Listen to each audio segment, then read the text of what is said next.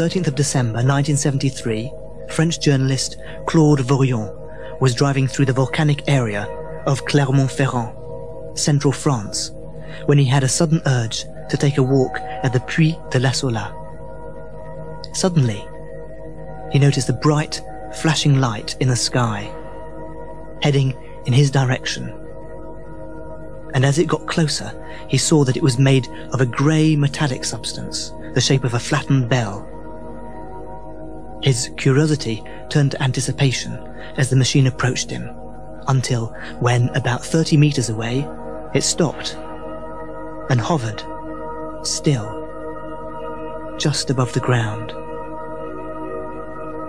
A trapdoor opened below, unfolding into a staircase.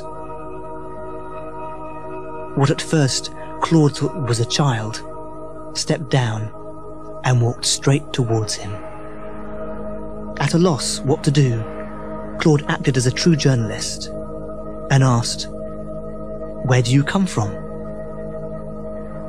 "From very far away, and I have come to talk to you, Claude Vorilhon."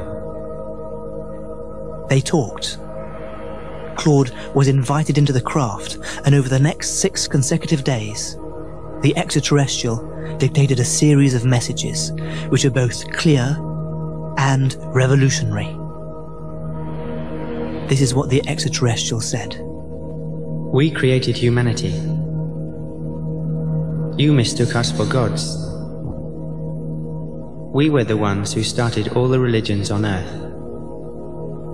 And now that humanity is capable of understanding this, we would like you to build an embassy where we can land officially in front of everyone. A long time ago on our planet, we had reached a stage similar to the one you are in now. Our scientists were beginning to design life through the synthesis of DNA. The whole of our society watched with fascination as they created more and more sophisticated organisms, until one day they made a mistake. From then on, public opinion turned against these scientists, and they were forced to take their experiments elsewhere. They finally found a planet suitable for the creation of life. It was your Earth, and at the time had no life on it at all. It was completely covered with water and clouds. Many ancient texts point to the work of these scientific creators. Let's open the Bible at the book of Genesis, chapter 1, verse 12. They divided the waters which were under the firmament from the waters which were above the firmament. The waters below was the ocean. The waters above were the clouds. We dug with the help of enormous underwater explosions, creating huge holes into which the waters rushed, allowing dry land to emerge. An island formed, a continent, the original single continent. Let the waters under heaven be gathered together into one place, and let dry land appear. Genesis 1:9. On this single landmass, we set up 7 laboratories, one for each of our own 7 races, and began our experiments synthesizing life. We started by making simple life forms such as viruses and bacteria, and as we progressed in our research, we made more complicated organisms, plants, fish, reptiles, birds, and eventually mammals, daring each time to make an even more beautiful and sophisticated model of living art. Life did not evolve. It simply followed the inspiration of our chemical artists, who integrated and adapted each new prototype to survive in the overall ecology. Fragrances, shapes, colors, styles, textures, movements, even mating rituals were all made to have beauty, harmony, and balance. Seeing this incredible progress, opinions were divided in our government as to whether this artificial life was safe for us. Would the created destroy the creators? We decided to allow our scientists to continue their experiments as long as they did not create any intelligent life. But the temptation was too strong for these scientists and artists, who were impassioned by their work of populating a virgin world. So one day, some of them decided to disregard their orders and synthesize intelligent people like themselves. Let us make man in our image, after our likeness. Genesis 1:26. Our government was extremely alarmed when it heard about this. How could we be sure that the human beings that had been created would not become a threat to us? For our own security, we told our scientists to keep these human beings in ignorance of any scientific knowledge.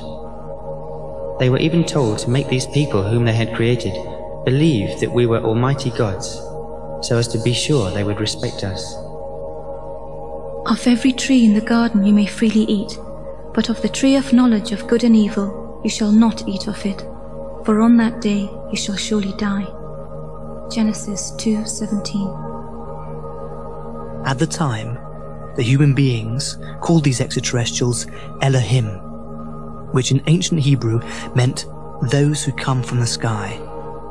It's found in the original Bibles, but in more recent times was mistranslated by the word God. It's important to realize that this is a plural, the singular being Elohah. References to the Elohim can also be found in other ancient texts, for example, in the writings of the Hindu, Greek, Egyptian, and Amerindian civilizations. We can read even today about the many gods who had human emotions and who lived near or with these human beings. These gods talked to human beings and even had relations with them. When our scientists created people like ourselves, opinion on our planet became divided. Could we trust human beings? But there was a group of scientists who had begun to deeply love the human beings they had made. They wished to give them scientific knowledge so that they would be able to communicate as equals. Their love grew so much that this group decided to educate some humans and reveal to them the truth that creators and created are exactly the same. The serpent said unto the woman, Of the fruit of the tree which is in the midst of the garden you shall not surely die, for Elohim both know that in the day that you eat thereof, then your eyes shall be opened, and you shall be as gods. Genesis 3:4. In other words, you shall be as those you mistook for gods. If you entered this laboratory, you would realize that we are just like you, and one day you too will create life. You are just another link in the chain. The eternal cycle of creation continues.